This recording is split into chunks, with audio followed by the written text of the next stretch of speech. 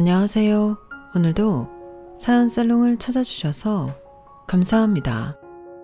저는 현재 강아지 미용실을 운영 중인 40대 여성입니다. 강아지 미용실을 운영한 지는 올해로 5년째가 되어가요. 그 전에는 강아지를 키우는 사람들이면 이름만 들어도 아는 강아지 전문 용품을 파는 회사에서 근무했어요. 그리고 그 회사에 다니면서 처음으로 유기견 보호소라는 곳을 경험하게 되었고, 그 인연이 지금까지 이어져 저는 한 달에 2번은 미용 도구를 가지고 보호소로 가 봉사를 해요.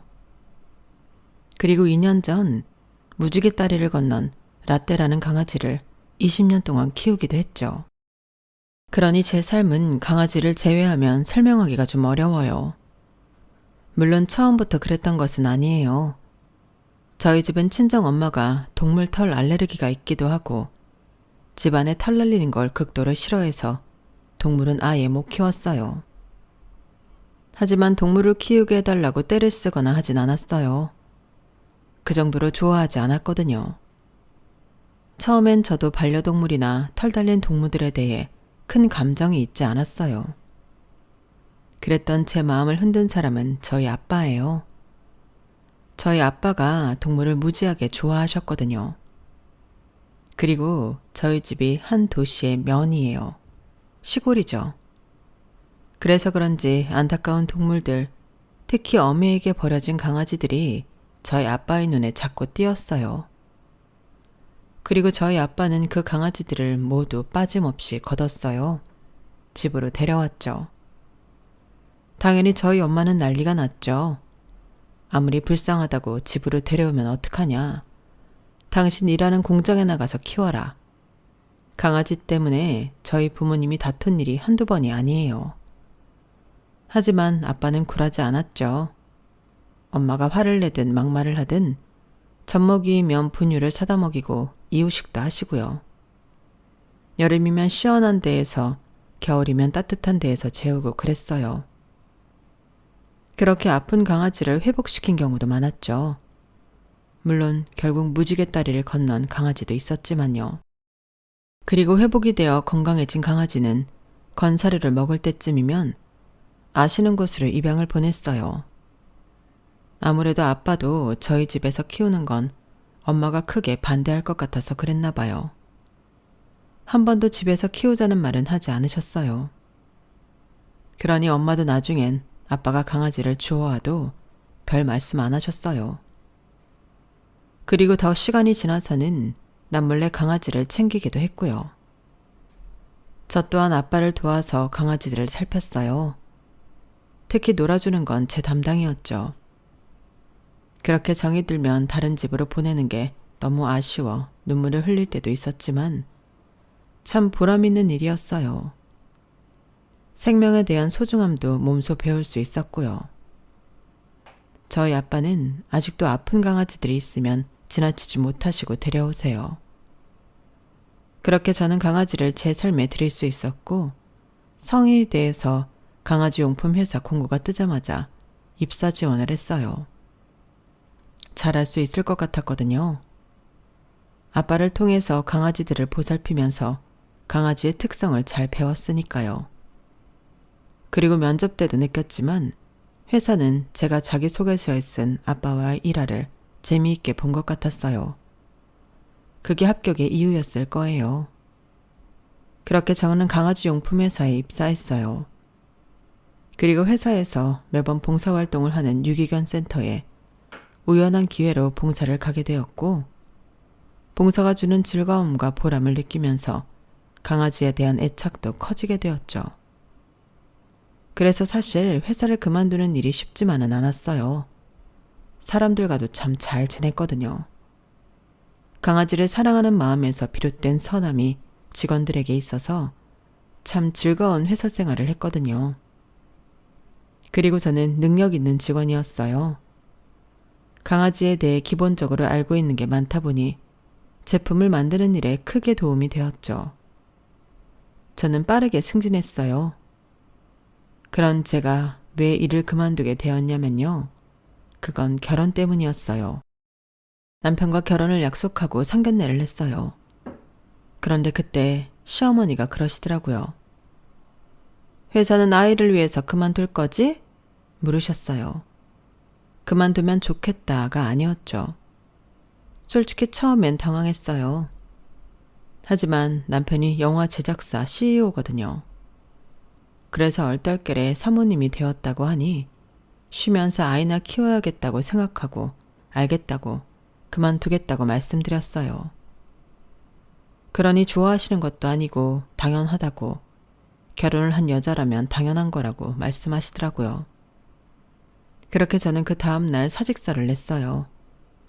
그러니 식도 안 올렸는데 그만두어도 되냐고 저를 말리거나 아쉽다고 말하는 사람들이 많았어요. 물론 역시 여자는 결혼만 하면 일을 그만둔다고 말하는 사람들도 있었지만요. 하지만 사람들의 말보다 더 중요한 건 제 미래 아니겠어요? 저는 저를 믿고 남편을 믿고 결혼을 했어요. 아무래도 영화 제작사 CEO의 결혼식이니 호화로운 결혼을 했죠. 사람들도 무척 많이 왔어요. 배우들도 오고요. 물론 결혼 생활은 그다지 호화스럽진 않았지만요. 저희는 집은 남편이 하고 가구는 제가 하기로 했는데 남편은 사업을 하는 사람일수록 사치를 부리면 안 된다고 9억 아파트를 구해왔어요. 그리고 제 남편 차는 구형 소나타예요. 솔직히 영화 제작사 CEO니까 결혼을 하면 신축 아파트에 차도 외제차로 바꿀 줄 알았어요. 하지만 남편은 꿋꿋하더라고요. 오히려 제가 실망스러운 표정을 짓자 사모님이 되면 뭐라도 될 줄 알았냐고 저를 혼냈어요. 그리고 남편이 주는 생활비는 제가 생각한 것보다 적었죠. 달에 100만 원 정도였거든요. 그걸로 제 휴대폰 요금도 내고 보험비도 내고 강아지 용품도 내고 장도 보고 해야 했어요.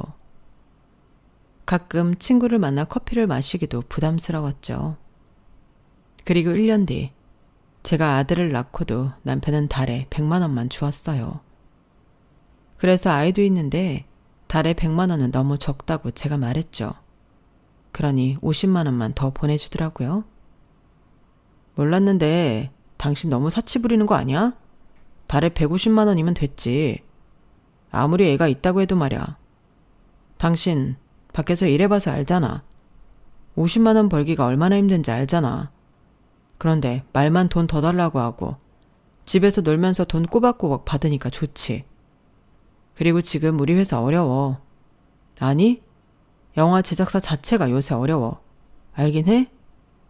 영화 제작사 사모님이라는 사람이 회사 운영이 어떤지는 알지도 못하고 내내 돈 달라 돈 달라.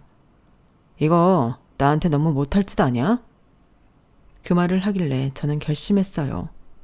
돈을 벌기로 말이에요. 저는 제가 할 수 있는 일이 뭘까 싶다가 제가 키우는 라떼 미용을 제가 하거든요.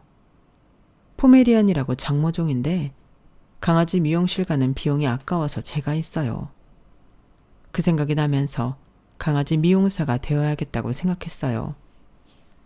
그래서 없는 돈을 털어 학원에 다녔죠. 그리고 다음 해에 가게를 오픈했어요. 가게는 아빠에게 부탁해 돈을 빌렸어요. 사실 남편에게 미용사 자격증을 딴 뒤에 강아지 미용실을 운영하고 싶다고 말했는데요. 들은 채도 안 하더라고요. 난 돈 없어. 하고 싶으면 당신 돈으로 해. 없으면 장인어른한테라도 빌리든가. 내가 말했지? 지금 회사 어렵고 모든 영화 회사가 어렵다고. 투자자 찾기 바빠 죽겠는데 당신이 하고 싶어하는 그 개미용실 해줄 돈 없어.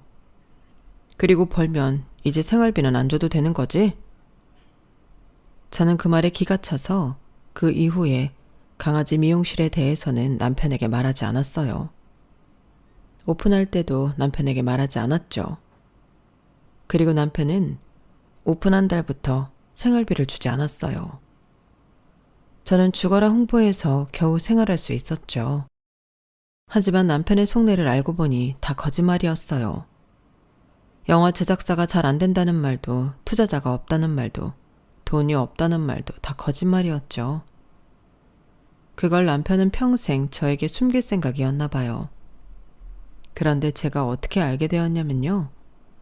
제가 사실 올해 이혼을 했거든요.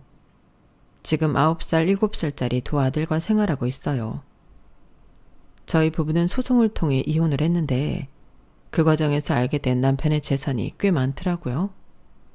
그 덕분에 저는 꽤 짭짤한 위자료와 양육비를 받을 수 있었어요. 저희 부부가 어떻게 이혼했는지 대충 그려지시나요? 하지만 그것보다 더한 일들로 저희 부부는 이혼했어요. 지금부터 차근차근 설명드릴게요. 그러기에 앞서 저희 부부가 어떻게 만났는지 알려드릴까요? 저희 부부는 한 영화사 시사회에서 처음 만났어요. 그 당시 저는 2년 정도 만난 남자친구와 헤어져 시름시름 앓고 있었거든요. 그런 저를 보고 팀장님이 저에게 영화 시사에 표를 주셨어요. 그러면서 반차를 쓰고 퇴근하라고 하셨죠. 그래서 화창한 수요일, 아직도 기억나요. 화창한 수요일 저는 퇴근을 했어요. 반차를 처음 써봐서 그때 퇴근을 하면 바깥이 무척 조용할 거라고 생각했는데 바깥은 그 나름의 시간으로 바쁘더라고요. 참 신기했어요. 우물 안에 개구리가 된 기분이었죠. 그리고 바깥 공기가 얼마나 시원하고 좋은지 아직도 그때의 기분을 잊을 수 없어요. 그렇게 좋은 기분으로 저는 영화 시사회에 갔어요. 사람이 무척 많더라고요. 커피 한 잔을 카페에서 포장해 좌석에 앉았어요. 이 영화 시사회는 영화를 보기 전에 하더라고요. 그래서 제작사 직원들이 무대에서 준비를 하고 있었어요. 그때 한 사람이 제 눈에 띄었어요. 장발에 머리를 질끈 묶은 남자가 이리저리 분주히 움직이고 있더라고요. 검은 바지에 검은 니트, 검은 뿔테 안경을 쓰고 있었죠. 저는 저 남자에게선 분명 시원한 남자 향수 냄새가 날 거라고 확신했어요. 그러면서 그 남자를 계속 빤히 보고 있었죠. 그러다 눈이 마주쳤는데 왠지 피하고 싶지 않더라고요. 그런데 그 남자가 고개를 꾸벅하고 인사를 하는 거예요. 저는 제가 아니라고 생각했어요. 그리고 그 뒤로 남자와 계속 눈이 마주쳤어요. 아니, 마주친 게 아니라 전 계속 보고 있었고 남자가 저를 힐끔힐끔 본 거죠. 그리고 시사회가 시작되었어요. 배우들이 무대로 올라왔죠. 영화에 대한 설명을 대략 했어요. 그런데 전 아무것도 안 들렸죠. 우습게도 무대 밑에 있는 그 남자만 보고 있었어요. 영화가 시작되었는데 집중도 안 되었어요. 어서 영화가 끝나기를 바랐죠. 2시간 30분 정도의 러닝타임이 끝나고 저는 후다닥 그 남자에게 갔어요.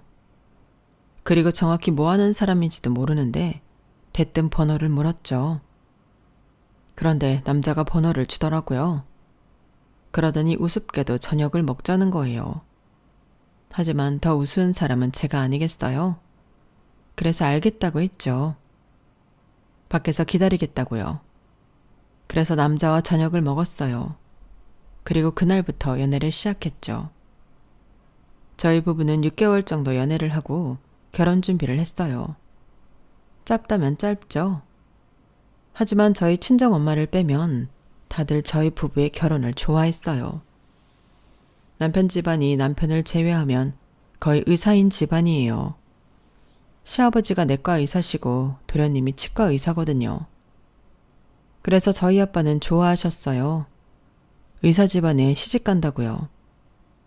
그리고 시어머니는 처음엔 저를 미심쩍어 하시다가 앞서 말했듯 제가 결혼을 하면 일을 그만둔다고 하니 좋아하셨고 시아버지는 저희 부부 결혼에 대해 큰 기대가 없어 보였어요. 그리고 저희 엄마는 너무 이른 결정 아니냐고 제대로 알고 결혼하는 거냐고 하셨죠. 하지만 사랑은 눈을 멀게 한다잖아요. 저는 엄마의 걱정은 뒤로 접어두고 결혼을 했어요. 하지만 앞서 말씀드렸듯이 제 결혼 생활은 제 예상과는 달랐어요. 영화 제작사 CEO와의 결혼이기 때문에 호화스럽고 부유할 거라고 생각했던 결혼은 한없이 초라하고 없어 보였죠. 더구나 남편은 생활비를 100만 원, 많아야 150만 원 주었잖아요. 저에게만큼은 짜게 굴었죠. 생각해보면 아이를 낳고 더 했던 것 같아요. 제가 아이를 낳고 유모차가 필요해서 사러 가자고 하니까 자꾸 미루더니 어느 날 딱 봐도 낡아 보이는 유모차를 가져왔더라고요. 그래서 이게 뭐냐고 물으니 유모차래요. 우리 아이가 쓸 유모차요. 아니, 우리 영화 소품으로 썼던 유모차인데 멀쩡해. 필요하다며. 그래서 가져왔지. 꼭 새 것일 필요 없잖아. 굴러가기만 하면 되지. 다시 손봐서 잘 굴러갈 거야. 게다가 아이 옷을 사야 한다고 돈을 달라고 하자 며칠 기다리라고 하더니 아이 옷을 한 바구니 가져온 거예요. 알고 보니 당근마켓에서 나눔 받아온 거였어요. 제가 그걸 알고 아이한테 얼마나 미안했는지. 돈이 없어서 버릴 수도 없고 참 그랬어요. 그 이후로 저는 제가 벌어야 한다는 생각이 강하게 들었죠. 그래서 마트 아르바이트도 해보고 화장품 가게에서 아르바이트도 해봤어요. 그런데 좀 한계가 있더라고요.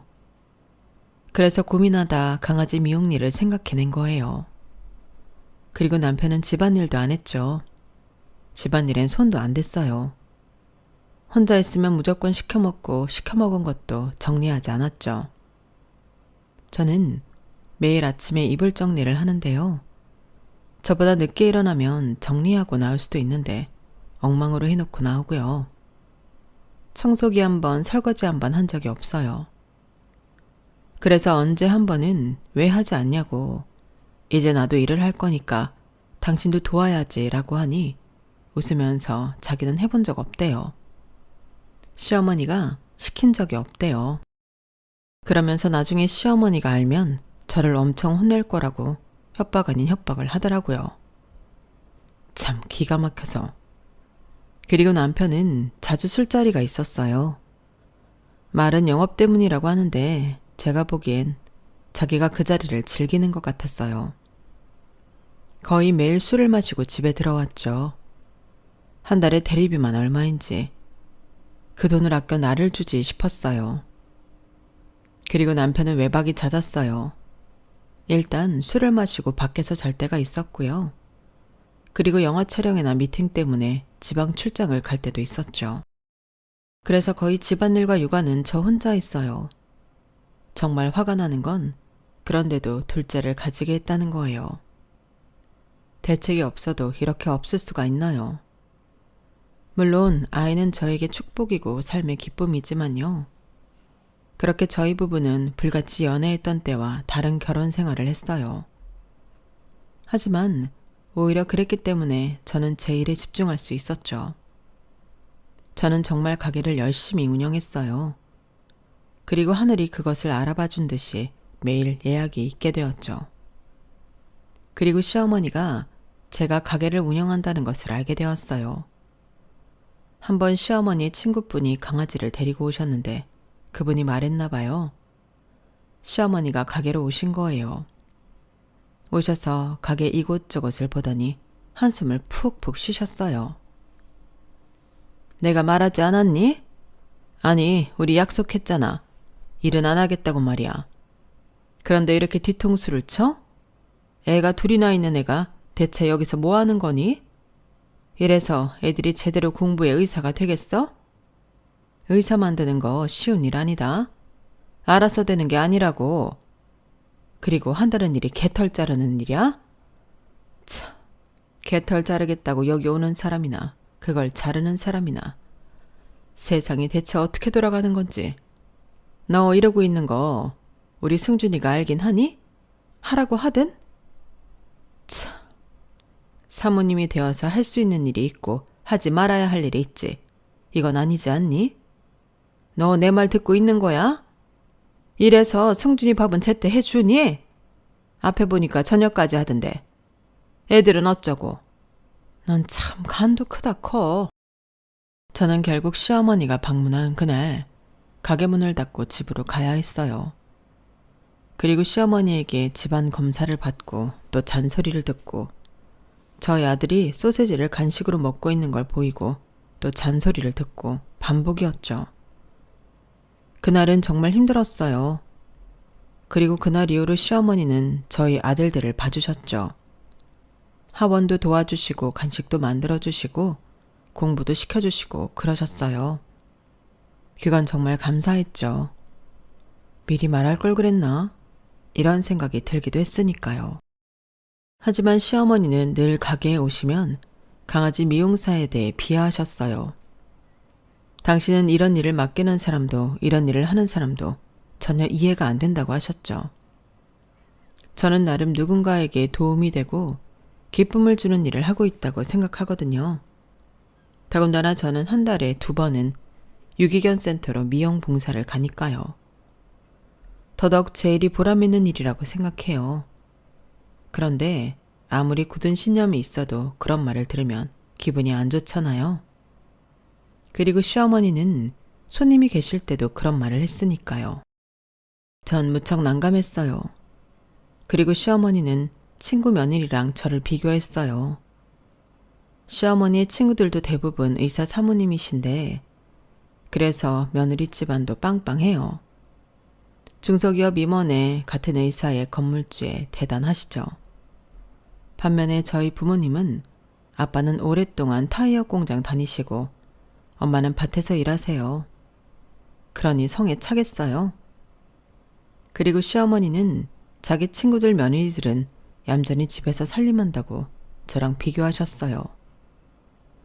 그리고 시어머니가 말하는 거 보면 시어머니는 제가 일을 하는 것도 싫지만 남편보다 많이 벌까봐 걱정하는 것 같기도 했어요. 매번 제 수입이 어떤지 물어보셨거든요. 그러면서 털 좀 자른다고 그 돈을 받냐고 또 비하하셨죠. 그리고 시어머니는 저희 아들들이 시아버지와 도련님처럼 의사가 되기를 바라셨어요. 대를 잇길 바라셨죠.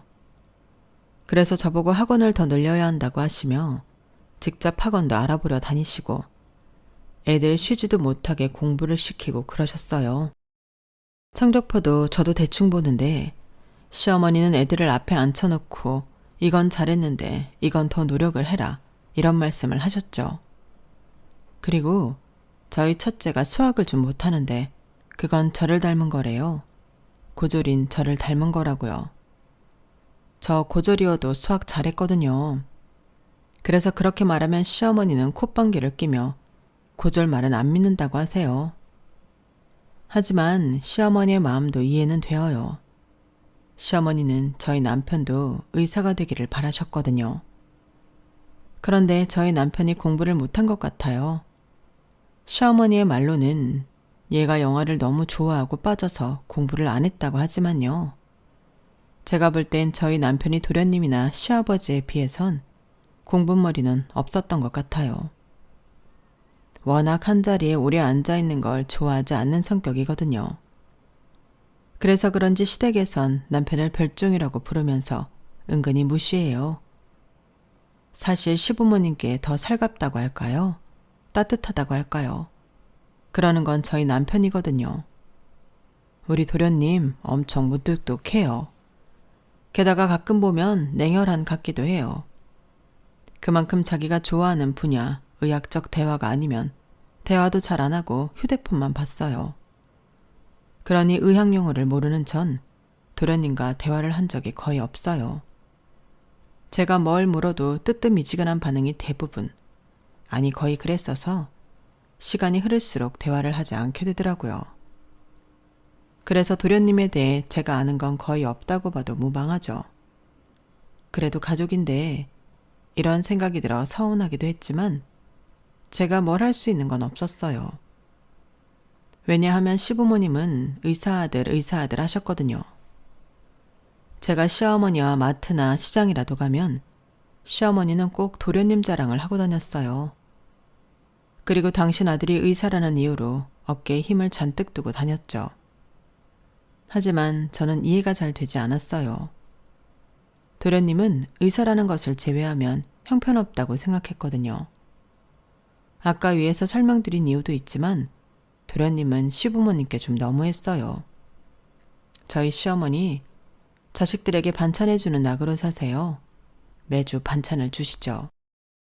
그럼 저희 남편은 시어머니께 고맙다고 애들이 엄마 반찬은 다 잘 먹는다고 있는 이야기 없는 이야기 하면서 따뜻한 표현을 해요.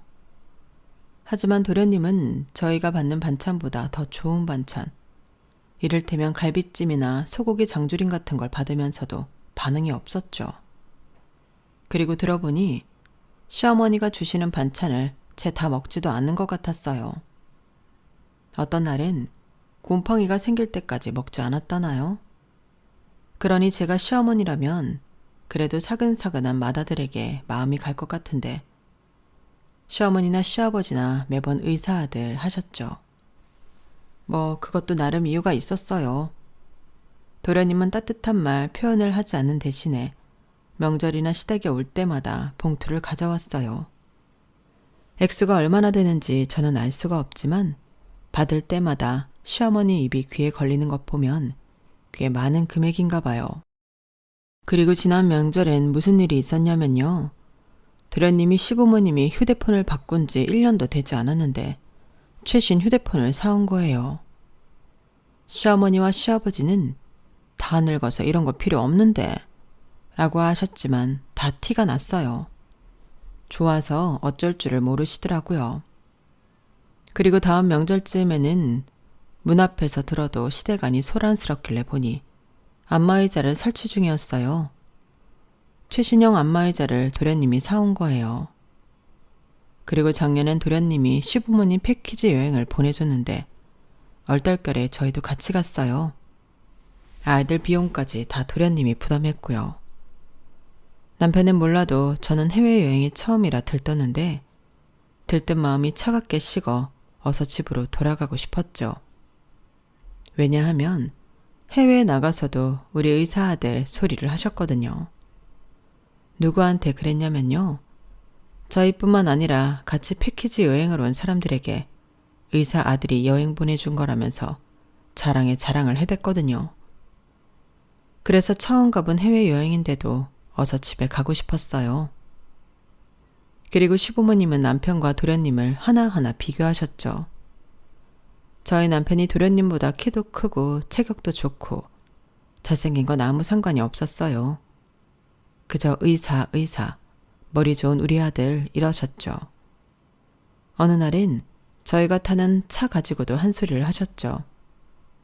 이번에 경준이 차 바꾼 거 봤니? 지난 명절에 끌고 왔잖아. 참 세련되었더라. 역시 외제차는 다른 거야. 안 그래? 그래서 말인데 너네도 이번에 차 바꿀 때 외제차 뽑지 그랬니? 뭐? 그 차 중고라고? 아니, 너도 같이 보는 애가 무슨 중고야. 너 장사 잘 된다고 나한테 그러지 않았어? 그래서 가게 못 잡는다며. 근데 무슨 중고차야. 그리고 회사 사장이네한테 너무하는 거 아니니? 그래서 얘 면이 서겠어? 너도 참 독하다. 이런 애인 줄 알았으면 결혼 안 시켰는데. 난 또 일도 그만둔다고 하길래 참한 애인 줄 알았더니 악독해서는. 악독하다뇨. 제가요? 저는 한 번도 그런 소리를 들어본 적이 없어요. 오히려 사람들에게 장사를 한다고 했을 때 저처럼 순박한 애가 무슨 장사냐고 사람들이 그랬죠. 그러니 저는 당황스러웠어요.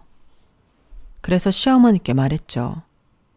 어머니, 저희는 많이 벌어도 알뜰살뜰 사는 거예요.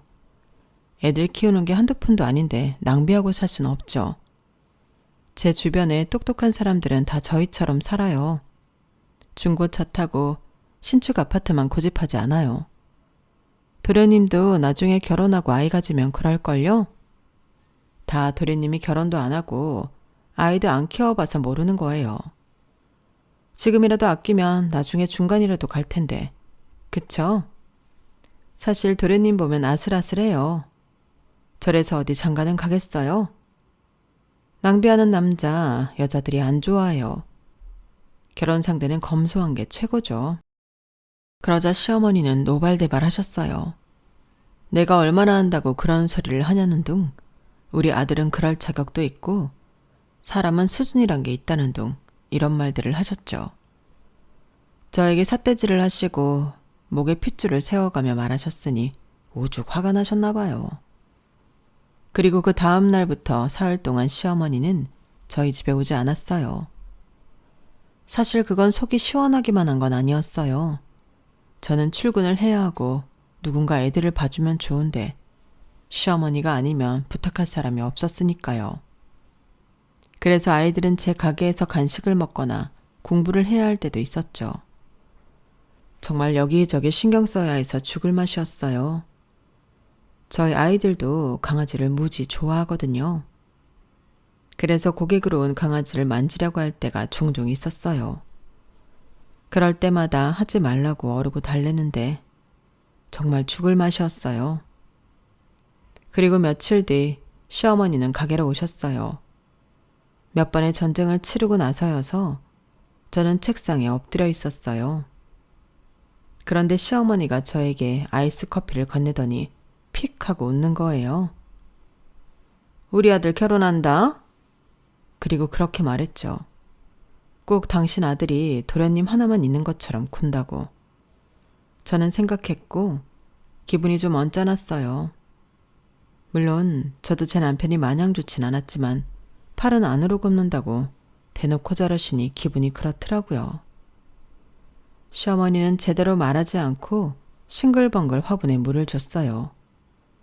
결국 저는 그게 무슨 말이냐고 물었죠. 말 그대로지 뭐. 우리 아들 결혼한다고. 그것도 법률 집안 딸이랑. 아, 이렇게 말하면 감이 안 오지? 판사 딸이랑 결혼할 거야. 게다가 딸은 변호사란다. 걔 엄마도 변호사고. 오빠는 변리사라지 아마? 아주 유서 깊은 집안이다 이거야. 역사도 없는 집안이랑은 하늘과 땅 차이지. 물어보니 대대로 법률 쪽에서 이랬다더라. 한 사람도 빠짐없이. 네가 예전에 그랬지? 우리 아들이 낭비를 한다고. 그런데 어쩌니? 그건 낭비가 아닌데. 그게 수준이라는 거야. 너랑 우리 아들이 같니? 어디서 비교질이야? 너 아마 나한테 그 말한 거 후회할 거야. 지금도 솔직히 그러고 있지. 내가 우리 아들한테 말 전할까 무섭지?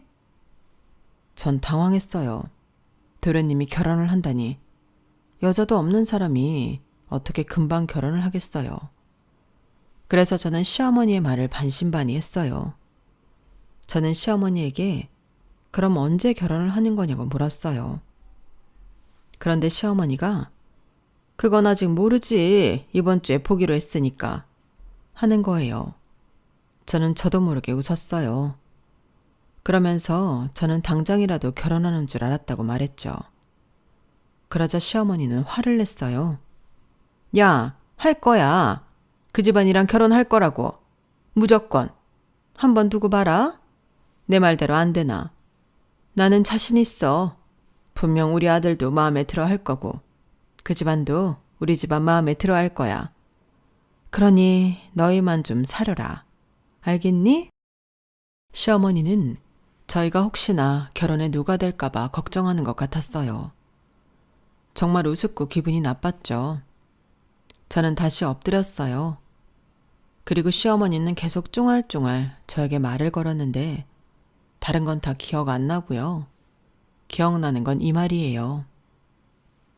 그래서 그러니 너 대출 좀 받아라. 대출 받아야 하지? 한 5천만 원 정도 하려면 지금 가지고 있진 않을 거 아니야. 그치? 참, 그래놓고 나보고 장사 잘 된다니 어쩌니. 너도 참 뻔뻔하다. 아무튼 5천만 원 준비해놔. 대출을 받든 빌리든 뭘 해서라도 말야. 그리고 그 돈 나한테 주면 애들한테 줄게. 미리 축의금하는 거라고 생각해. 시동생 축의금으로 그 정도는 줄 수 있지? 그리고 어차피 결혼식 당일엔 바빠서 돈 주지도 못해. 그리고 그 5천만 원을 축의금 상자에 넣을 수도 없잖아? 그러니까 나한테 줘. 알겠지? 제가 왜요라는 말이 입 밖으로 나올 것 같았어요. 하지만 결국 저는 고개를 끄덕였죠. 그리고 도련님이 판사 딸과의 선을 보고 일주일이 지났어요. 시어머니가 또 살랑살랑 춤을 추며 가게로 들어왔죠. 들어와서 하는 말이 정말 결혼 날짜를 잡았다는 거예요. 시어머니는 의기양양하게 말했어요. 그러면서 상견례는 내일 하기로 했다고, 예물과 예단은 이런 걸 할 생각이라고. 명품 가방이며 명품 시계며 값비싼 이불까지 종이에 적혀 있었어요.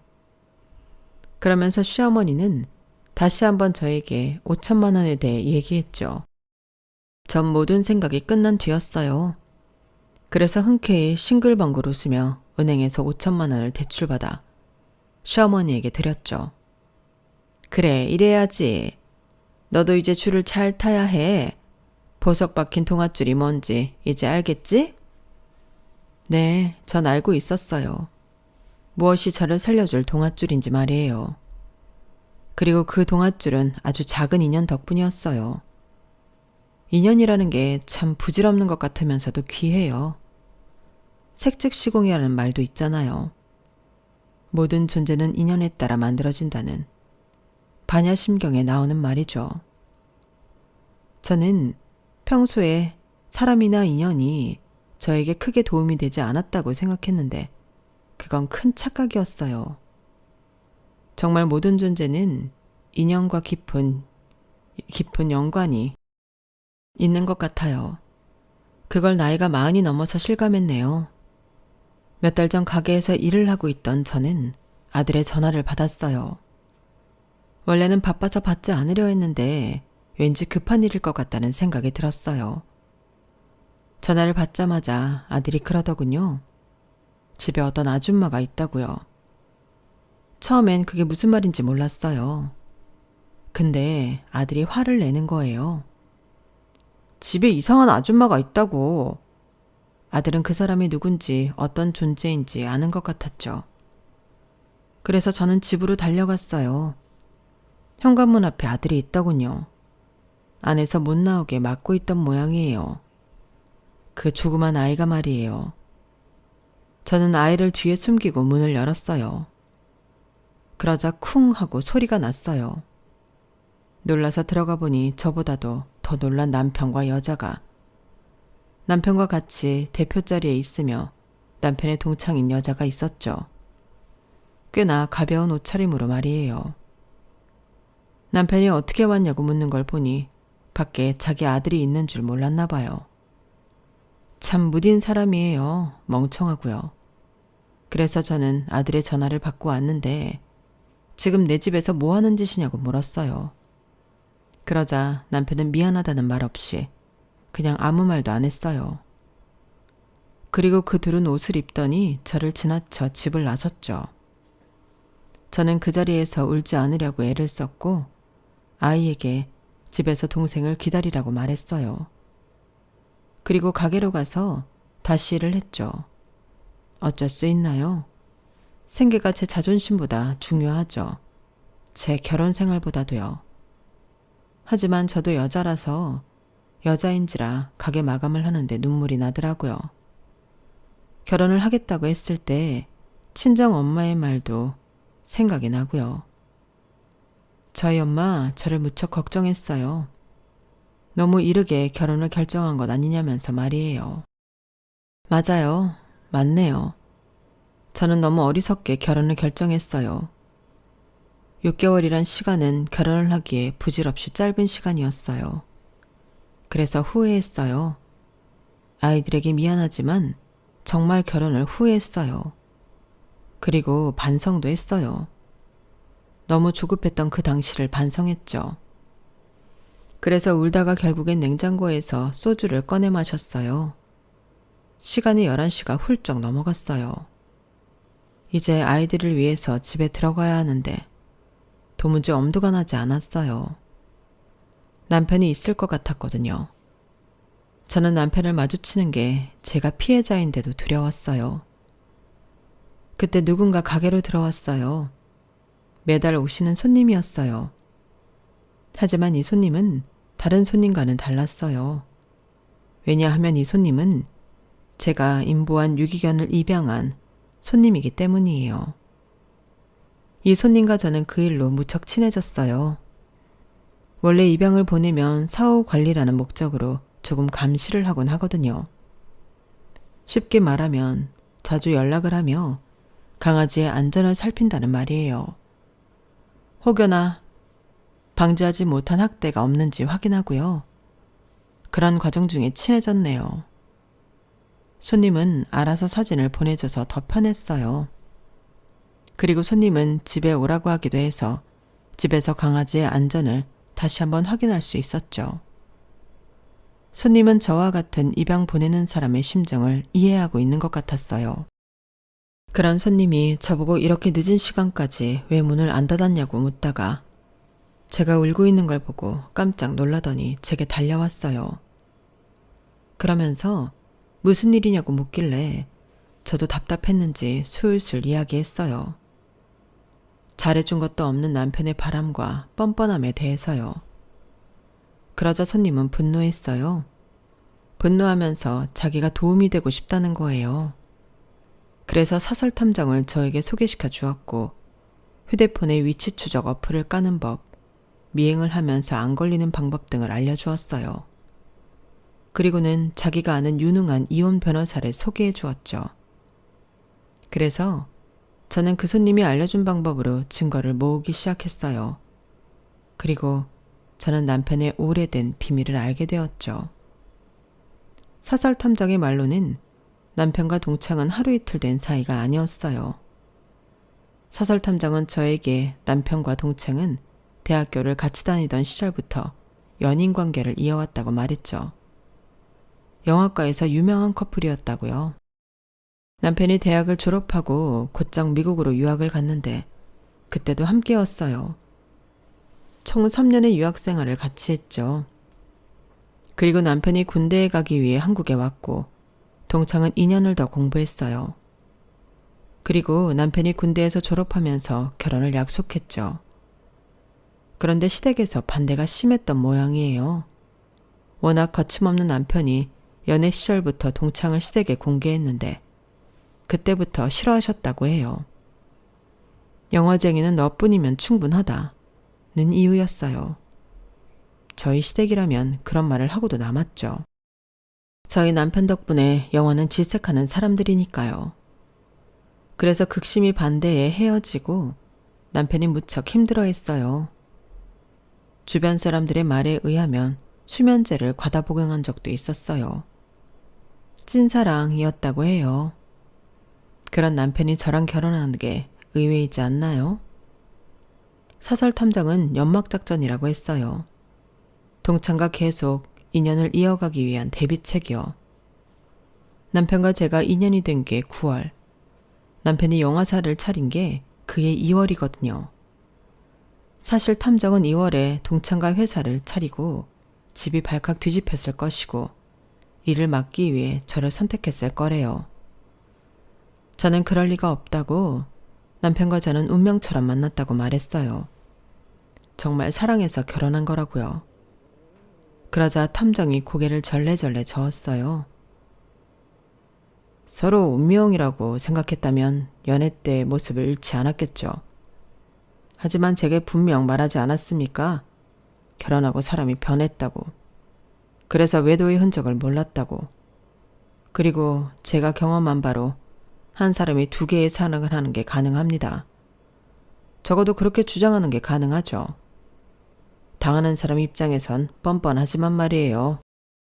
그러면서 사설 탐정은 남편과 동창이 한 아파트로 들어가는 사진을 보여주었어요. 그리고 차례로 외제차와 비싸 보이는 오토바이와 함께 오르는 사진, 카페에서 데이트를 하는 사진, 다른 지역에서 찍힌 사진을 보여주었죠. 차례로 설명하길 남편과 동창은 같이 사는 아파트가 오래전부터 있었고 이 외제차도 오토바이도 함께 사용하는 것이라고 해요.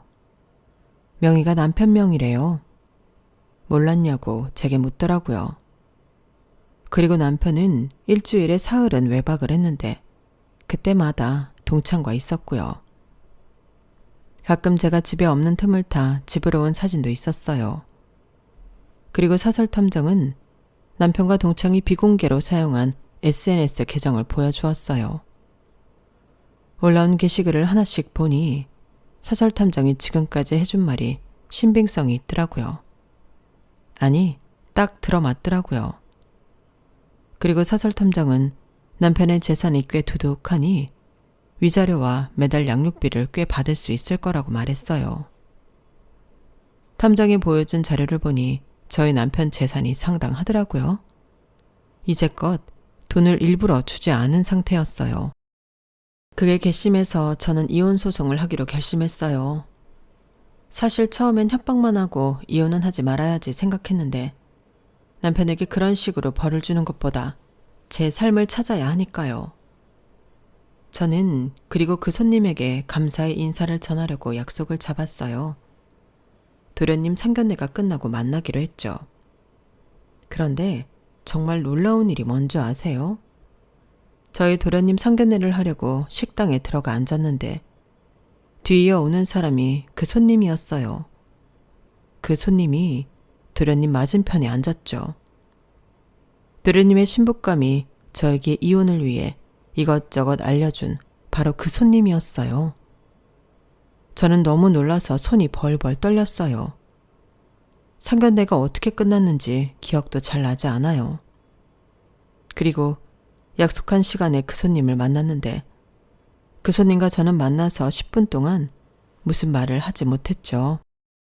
그 손님이 먼저 물었어요. 잘 해결되었냐고요. 그래서 도련님 결혼식 이후에 이혼 소송 이야기할 생각이라고 말했어요. 그러자 손님이 결혼식 전에 이혼 소송 하라고 하는 거예요.